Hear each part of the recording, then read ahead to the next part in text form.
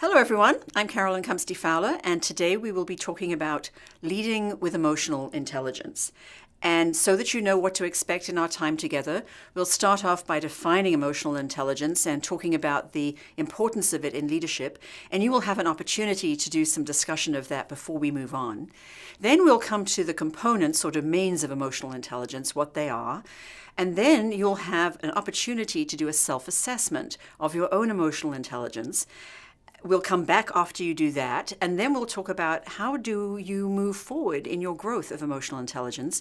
And I will show you the relevance of some of the skills that we've presented in other modules to the development of certain domains of emotional intelligence. So I hope that you'll enjoy what we have. And as a note, if you feel that you want to invest more time in this work than just an hour, there's no reason that you couldn't do it in two pieces or continue the assessment another day. So please feel free to make it your own. A lot of people associate emotional intelligence with the work of Daniel Goleman, and I'll show you some of that later. And he has, in fact, made a lot of money and has had a lot of impact in his work with emotional intelligence. But the concept actually came from two psychologists, John Mayer and Peter Salovey. And they talked about emotional intelligence being the capacity to reason about emotions and then to use emotions to enhance our thinking. They say it involves the ability to accurately perceive emotions in self and others and to generate emotions so as to assist thought, to understand emotions and emotional knowledge, and to reflectively, does that sound familiar? Regulate emotions so as to promote emotional and intellectual growth. So it's very much framed as a capacity that we practice and develop. Now, they have what they call the PUUM model, and essentially what they're saying that emotional intelligence requires us to be able to do four things. Firstly, it requires us to be able to perceive emotion both in ourselves and in others accurately. And if you think about what we've discussed in other modules, we've spent a lot of time on this, noticing feelings, reading feelings, not jumping to assumptions about feelings of others. Then, once we've perceived these emotions, then we need to be able to use them to facilitate clear thinking. We need to be able to harness them. And then we also have to have the ability to understand and interpret both our emotions and other people's emotions. And so remember, this is important because sometimes what shows up in one person may look very different. So if I have two people who are upset, it may show up differently in people. And I need to be able to notice that and understand that. And finally, we need to be able to manage emotions, both our own emotions and the emotions of those with whom we work and those for whom we are responsible, whether that's as a parent or as a leader. You may have heard this said many times. Goleman says it a lot, but Warren Bennis, who of course is a giant in the world of leadership, has said that emotional intelligence, more than any other factor, more than IQ or expertise, accounts for 85 to 90% of success at work. He says that IQ is a threshold competence. And what he means is that that's your skill and your ability. That's sort of what gets you in the door and qualifies you to do the work. And he says you need IQ, but it doesn't make you a star. Emotional intelligence can. And by star, he's not meaning celebrity. He's meaning a star as in a star performer, a high performer, somebody who really is able to excel and work to the full level of their potential. Now, Daniel Goleman has a very judge statement on this slide, which is that out of control emotions make smart people stupid. And in fact, that's supported by evidence. And what he says in the second graphic is, if your emotional abilities aren't in hand, if you don't have self-awareness, if you are not able to manage your distressing emotions, if you can't have empathy and have effective relationships, then no matter how smart you are not going to get very far. And so EI, this personal mastery, this so-called soft skill set of being able to use our emotions at work is something that is increasingly being shown to be not soft at all. It is an absolutely foundational skill set. So let me just pause for a moment and say, well, what is EI not? Well, my colleague shared this graphic with me, which is very cute. Essentially, EI is not about never showing emotion. It's not because we understand, excuse me, we understand what disruptive behavior looks like, i.e., people are acting out, people are out of control. We understand that. But the opposite, where people are never out of control and never show their emotions and are never emotionally accessible to themselves or other people, that is not emotional intelligence. This is as much of a problem in some ways as the people who act out, because at least when people are acting out, you see it, you know what you're dealing with. These sort of very quiet, very guarded people are very hard to read, very, very difficult to manage. It's also not heart-only leadership. It's not about wearing your emotions on your sleeve or always being the nice one who lets people get away with stuff. It's not about being submissive, but it's also not about being emotionally manipulative. So when we say you need to be able to manage the emotions of others, we're not talking about manipulating the emotions of others. We're talking about being able to help people, stay present and calm and productive. And it's also not about irrational or illogical impulsive decision-making. So just because heart is important doesn't mean that I need to be only listening to my heart and my feelings when I'm making decisions. This is absolutely not what emotional intelligence is about. So before I tell you any more about what I think emotional intelligence is or what we know it to be, we've set the stage to say that it's this connection of bringing your brain and your head and your heart to work, and the work that you do in the work of leadership. I want you to have an opportunity just to think about this and to have a conversation about what does it really mean in practice. What does it mean to you in your experience in the workplace? What do you think emotional intelligence looks like in action? And then how could being in tune with our emotions and the emotions of others impact our own leadership style? I'm going to give the facilitator time to pause this video. And when you've had this conversation and shared your insights, I'll be ready to take the next step with you. Well, welcome back. I hope you had a good conversation and developed some great insights about emotional intelligence. And hopefully you realized that there are people around you who are modeling emotionally intelligent leadership. And hopefully you discovered that in yourself, there are things that you're doing that are very emotionally intelligent. And so let's think then about what we see. And I think it's important that we have this conversation and that hopefully you will continue this conversation. Because if you remember, we have said that we aren't very good at noticing when things go right. We tend to pay attention when things go wrong. We tend to try and understand that. But when things are going well and smoothly, we're just so relieved that we don't pay attention. So why is this relevant to this slide? Well, it's relevant because usually when you have people who are leading with emotional intelligence and their teams are producing great results because of that, because of their shared emotional intelligence, we might not pay attention to it. We're just so happy that it's happening that we don't realize that it's not luck at all. It's the result of emotionally intelligent leadership in teams. So let's then go through these just four quickly, and I think that you'll find them familiar in terms of some of the other work that we've discussed previously. So firstly, leaders who are emotionally intelligent are mindful of their own emotions and other people's emotions. And then when they're mindful and they notice them, they're able to use that to guide their own and others' behavior. This is not to manipulate them, but say, for example, you are working with your team to think about some changes that have to be made. And you notice that as soon as you mention that change word, they start to upregulate. They're a little anxious, they're not really listening, they're not fully present.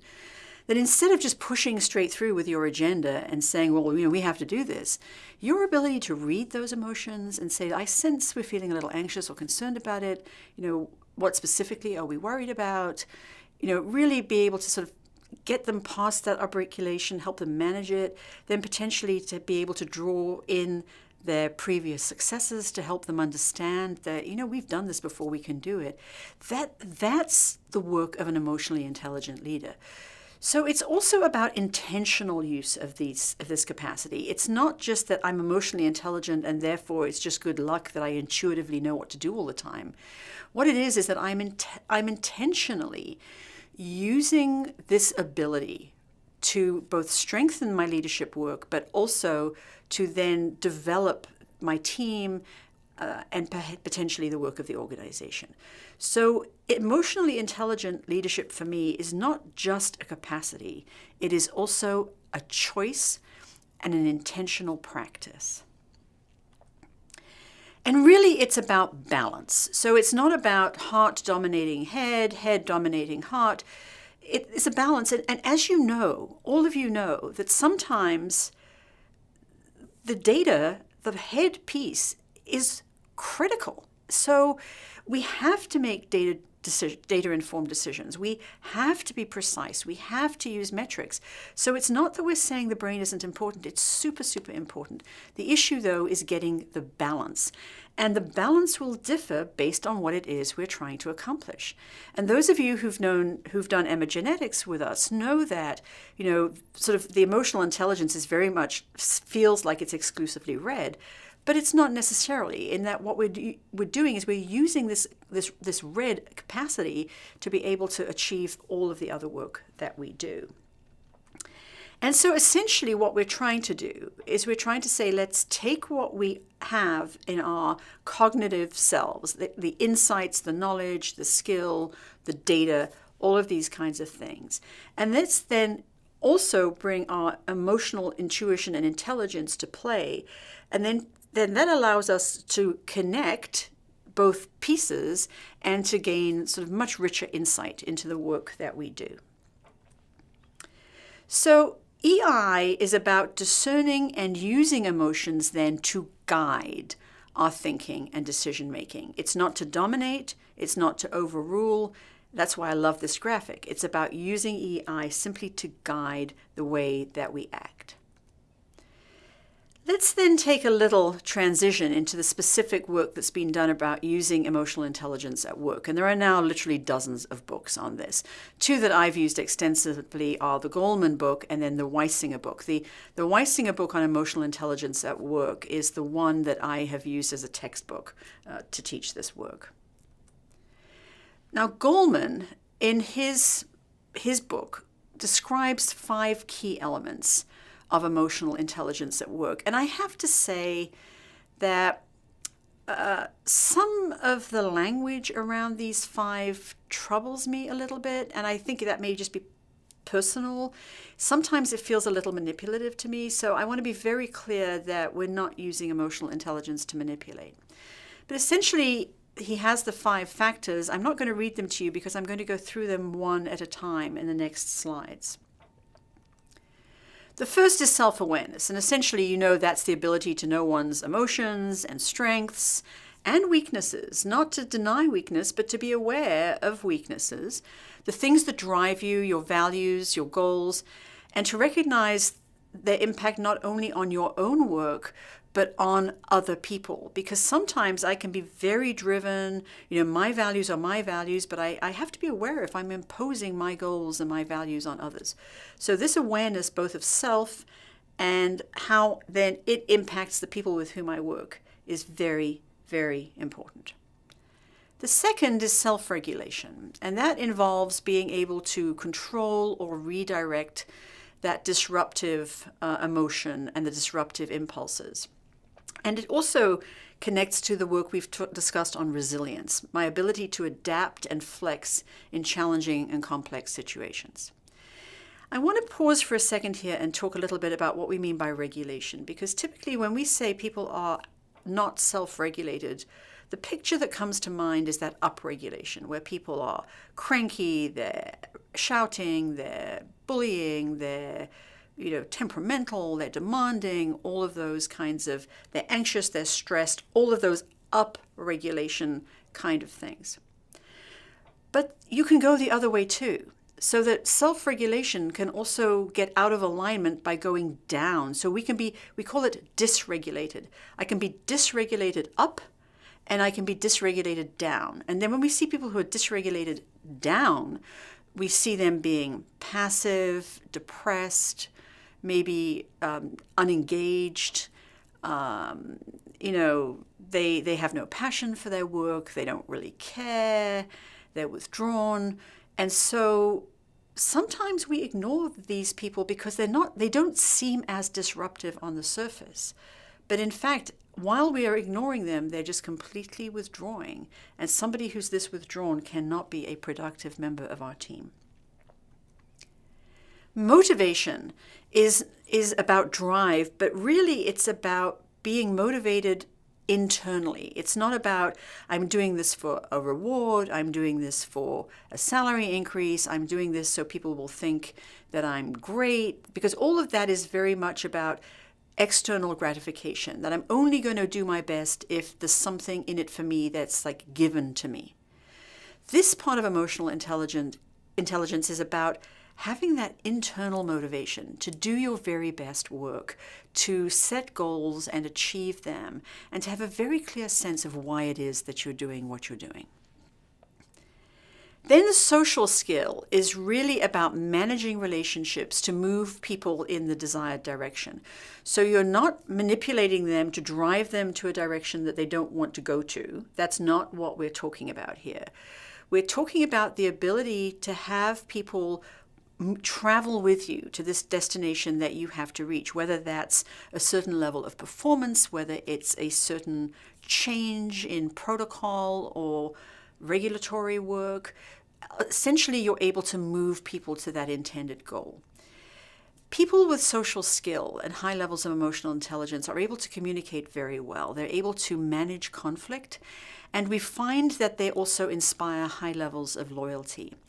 They are also able to really acknowledge people's contributions, to give praise, to share credit, and to really have people feel seen and valued. And then empathy. Now we know that empathy is not sympathy, right? It's not like I'm sorry or I see. Empathy is really about being able to consider other people's feelings, and especially when making a decision, and paying attention both to the nonverbal and the expressed feelings. So one of the things we've talked about in our other trainings is thinking about how is this going to impact the other person. If I'm making a decision, one of the things that I want to think about is who is going to have to implement this decision, who is going to be impacted by this decision, whose life is going to be changed, whose work-life balance is going to be changed because of this decision. And we can't make everybody happy all the time, but at very least the emotionally intelligent leader is considering what this means for their people and acknowledging them appropriately. So then, how do we become better at seeing the influence of our emotions on our decisions and leadership? And I think this is such a great graphic, this selfie graphic, which is like, oh, I see how my emotions are influencing my decision making. So how do we do that? Well, there's two key steps. The first is to notice, and then to manage, or as the literature says, recognition and regulation. And if you know me, you know I'm not happy about that regulation word. So the two components then are the recognition or the awareness of myself and others.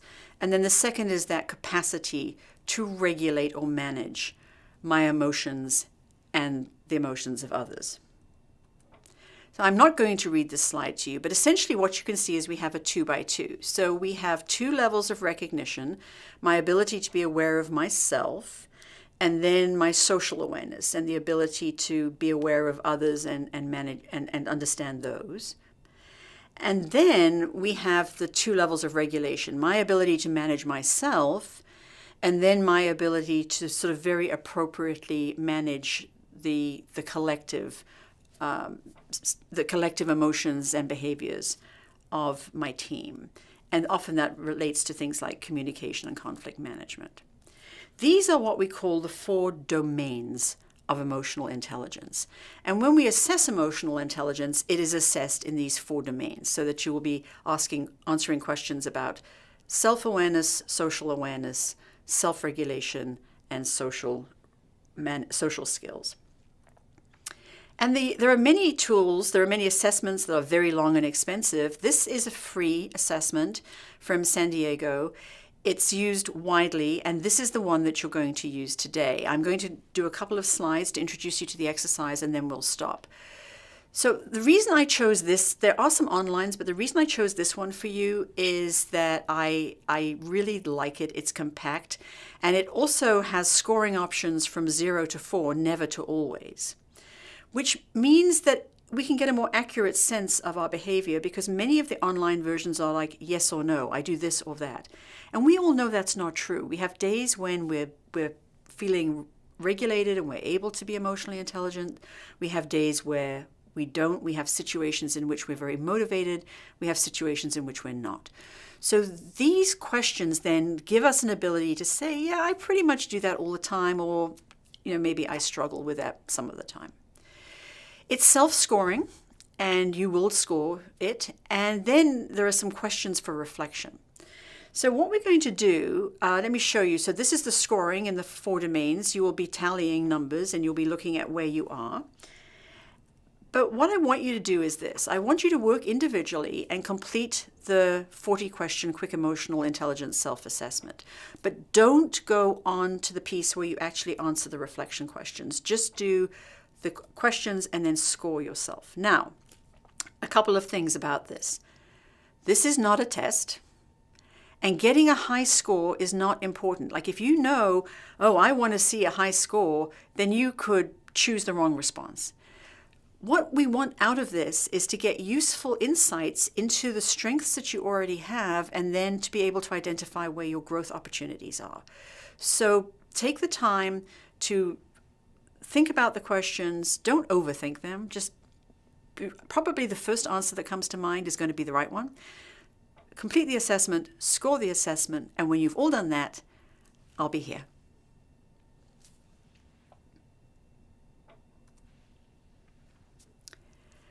So now we have insight into ourselves. And I know when I did this with the leadership cohort, many of them looked at the scores and they're like, yeah, that's pretty much right. That's pretty much me. So I would ask you not what you recognized as saying, oh, yes, that's definitely me, but was there something that surprised you in those results? Was there something that was either sort of a pleasant surprise? Oh, wow, I didn't realize that that was, a strength. Or was there a surprise in that you thought, well, maybe I thought maybe I was stronger than that? And the reason I want to ask you this question right now is because it's so easy for us to go to Judger here and say, oh, that's a low score. Like, what's wrong with me? Like, I should be better at that. No, that's not what the point of this is. The point of this is you just identified some growth opportunity. This is modifiable. This is not hard to change. And in being honest in your assessment, you're able to say, wow, if I want to become a more emotionally intelligent leader, these are some of the things I need to keep doing and appreciate myself for doing. And here are 1 or 2 things that I can work on. And let me just pause and tell you a very quick story here. I used to do this in a class I taught, a full semester leadership class where I had people do the assessment at the beginning of the semester and work on this for the whole semester and then assess themselves again. And people did amazing things. They grew, people dropped their blood pressure, they lost weight, they changed their leadership style. But the funniest part of this experience in teaching this leadership course is we would get thank you letters at the end of the semester from spouses, from children, from colleagues, basically saying, well, we don't know what happened in this course, but thank you so much for supporting this person in their growth. I think, though, if we're honest, what we're going to recognize is that the gateway to all of this work and all of this growth is in the awareness, that self-awareness domain. And there are many opportunities to practice that using the modules that we have recorded for you. And as we mentioned very early on in our work together, the first step to self-awareness must be through the body. So remember the modules we have on noticing, remember this, noticing when I flip my lid and my brain upregulates, noticing where we store the memories of stress and negative experiences, noticing what a positive experience feels like. So even though there are many of us who really don't like this idea that it's all about, this sort of touchy-feely, get in tune with my body kind of thing, it's just a fact that we don't develop self-awareness unless we become aware of what our body is trying to tell us. So then the second part of this assessment has some reflection. And I don't necessarily need you to do it exactly this way, but essentially what you're doing is you're saying, these are my strengths, these are my opportunity areas, And these are the ways that I want to continue to grow and develop. And so I'm going to give you an opportunity to pause the video, and sit together and say, well, of these areas, and let me just say, don't pick your lowest score. If you have a domain which is the lowest, but you think I have another domain which is lower than I'd like it to be, but I really think that this is where I could start making some great strides, pick it. There's no rules. Pick the one that you think is going to be doable for you. Do that, and then when you're ready to come back, I'll finish off this module by suggesting potentially the modules that would align with those domains for you.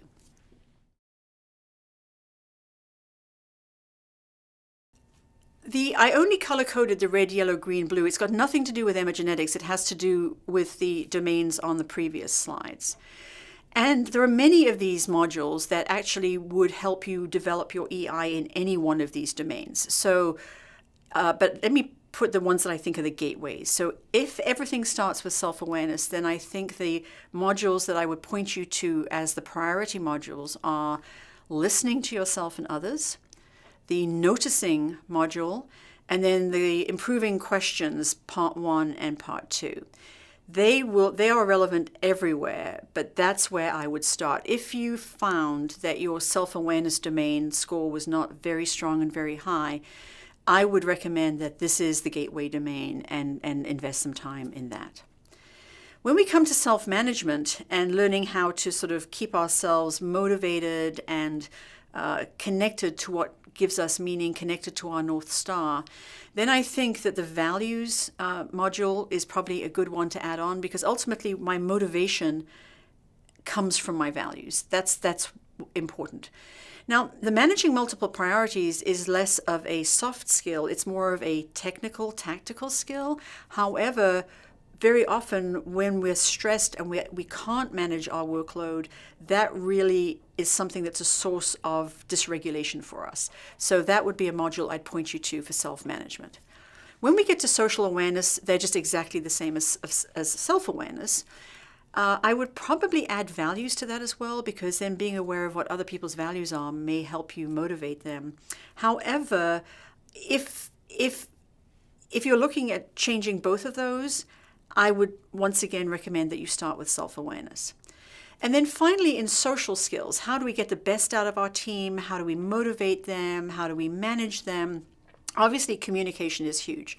And we have the 3 communication modules. We have the one on communicating verbally, we have the one on communicating in writing, and we also have the one on communicating with sticky messages, which is really about how do we tell sort of the story of the change we need to make in a way that really works for people. However, I would also suggest the strengths-focused change module here, because this is when people are afraid of change, being able to show them both how the change happens with the switch framework, but also being able to show them how to leverage the skills and their previous successes to change and grow. That's a very valuable competency here.